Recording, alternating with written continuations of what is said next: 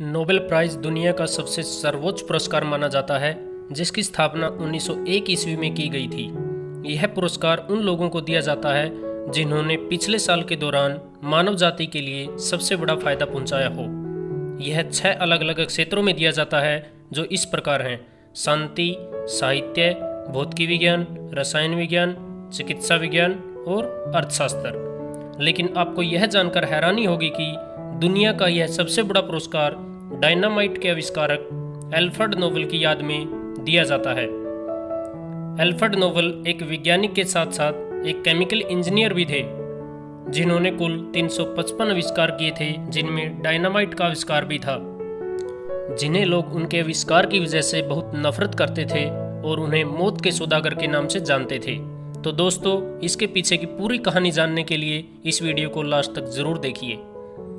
21 अक्टूबर 1833 ईस्वी को स्वीडन के स्टॉकहोम शहर में अल्फ्रेड नोबेल का जन्म हुआ। उनकी माता का नाम कैरोलिना था। उनके पिता का नाम इमैनुअल था, जो पहाड़ों से पत्थरों को तोड़कर पुल बनाने का काम करते थे। स्वीडन में काम की कमी होने के बाद इमैनुअल अपने पूरे परिवार के साथ रूस के सेंट पीटर्सबर्ग शहर में आ गए, जहां वह रूस की सरकार के लिए गन पाउडर बनाते थे ताकि रूसी सेना उसका यूज कर सके। आपको बता दें कि गन पाउडर मनुष्य द्वारा बनाया गया पहला विस्फोटक है। उसी समय क्रिमियन वार होने वाला था। गन पाउडर की डिमांड बढ़ने लगी और अल्फ्रेड नोबेल का बिजनेस दिन प्रतिदिन बढ़ता चला गया। इस प्रकार बिजनेस के बढ़ने से उनके पास पैसे की कमी नहीं रही। पिता इमैनुअल ने अल्फ्रेड नोबेल की प्रारंभिक शिक्षा अच्छे स्कूल से करवाई, जहां उन्हें इंग्लिश, फ्रेंच और जर्मन भाषा का अद्भुत ज्ञान हुआ।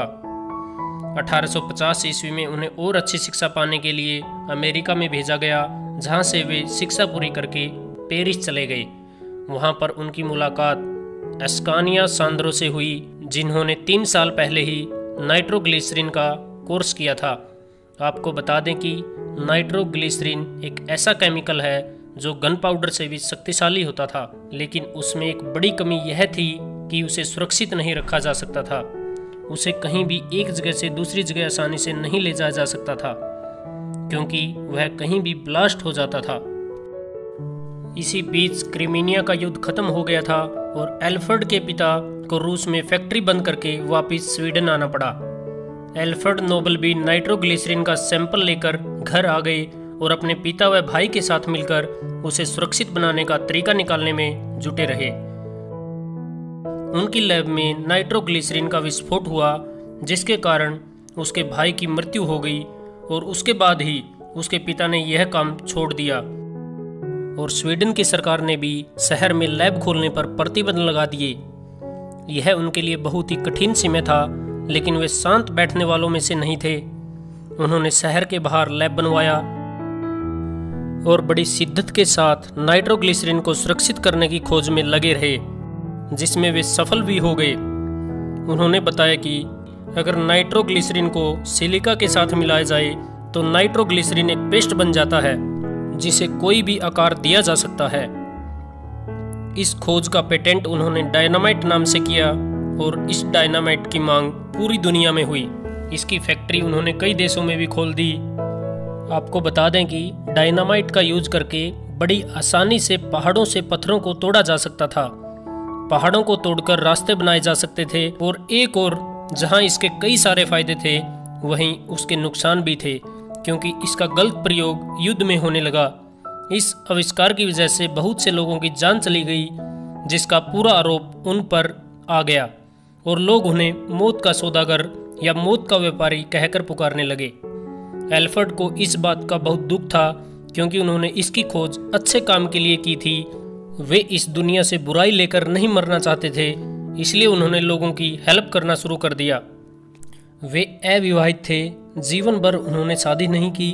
उन्होंने मृत्यु से पहले ही वसीयतनामे में लिखा कि उनकी मौत के बाद उनके धन से मिलने वाले ब्याज की राशि को उन लोगों में वार्षिक पुरस्कार के रूप में बांट दिया जाए जिन्होंने मानव जाति के कल्याण के लिए उत्तम कार्य किया हो, चाहे वह स्वीडनियन हो या न हो।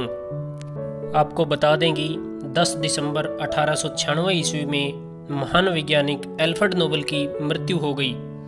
उसके बाद 29 जून 1900 ईस्वी में नोबेल फाउंडेशन की स्थापना की गई और एल्फ्रेड नोबेल की मृत्यु के 4 वर्ष बाद 1901 ईस्वी से हर वर्ष 10 दिसंबर को महान वैज्ञानिक एल्फ्रेड नोबेल की याद में नोबेल पुरस्कार का वितरण किया जाने लगा।